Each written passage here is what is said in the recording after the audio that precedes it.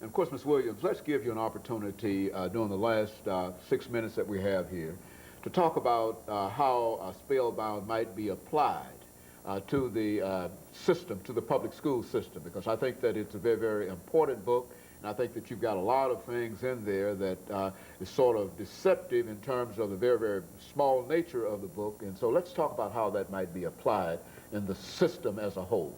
Okay.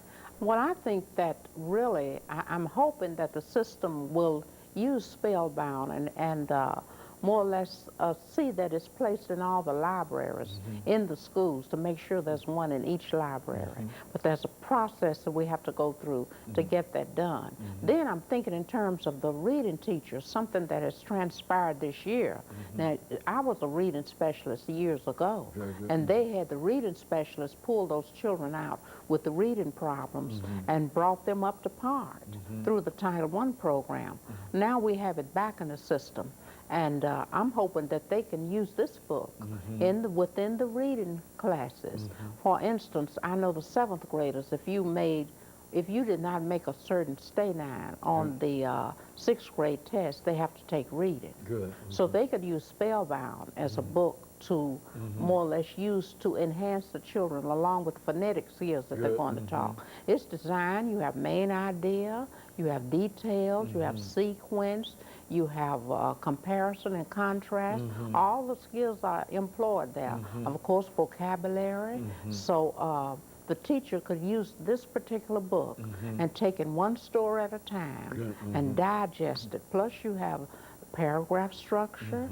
You know, you have every skill is employed within this particular book. So I'm hoping that this can be incorporated in the system in that nature. Plus, and in the classrooms, they can be used as an enrichment. You know, you always have books on your shelf. And then the children can pull the book down or read it, or get up and dramatize a story, or they can read it within a little group, a little reading group, and get up and tell what the story is about. So it can be used in many ways. So I'm hoping that in this way, this book can be used. I think we don't have enough books that involve the type of information that I have employed in Spellbound. You might find one book, you know, individual story, but Spellbound has 11 stories. Very good. 11 stories. Important stories, so very, very good stories too. Yeah, very, very good stories. Short, right, and, right, and a moral. There's very an good. excellent moral Very at the good. end of every story.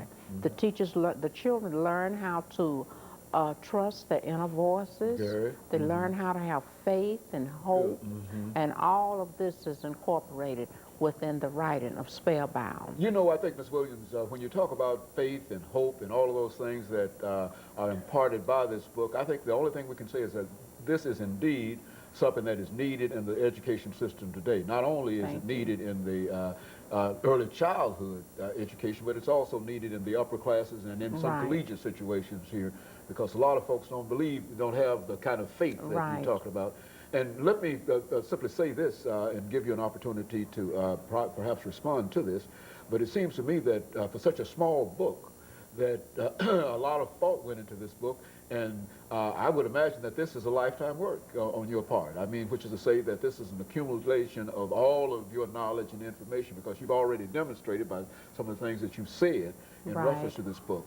What about that? Well, it is. When we think of the drama that I participated in, and it started in 5th grade, such as Creation and all those, you know, dramatizing, and it went all the way through high school and participating in all kinds of contests and winning. And then for a while I had a drama and dance group at Aiken, and we traveled all over Metro with that and dramatizing different stories. And then, of course, I'd always write my own information or materials that I needed. So when I sat down to place it in stories, late at night is when I get on the computer, when everything is quiet. Well, let me say, before we end the show for today, if an individual would like to, and I know you're trying to get it into the school system, But what if an individual would like to have a copy of this book? Are they offered in the library? I mean, yes. stores? Talk Right. about it. Yes. You can find Spellbound at Alkebulan on John Merritt Boulevard. And of course, the author has some copies of it. And we're working on getting them at Davis Kid Good. and also Borders. Okay. I have had a book signing that was given to me and given for me. And I guess I was just overwhelmed with people all over Nashville. Articles have been in, I guess, in the newspaper 3 or 4 times.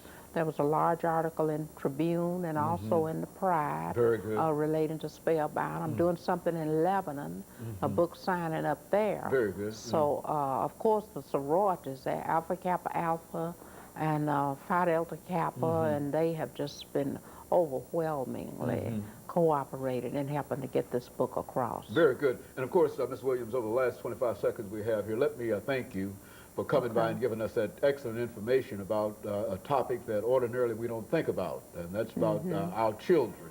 Right. And I think you understand that we've had many problems in trying to convince folks to deal with children, 3- and 4-year-old children. But let me thank you for bringing that information, and let me encourage our audience to tune in again next week for another informative edition of Comments. Thank you, and good morning.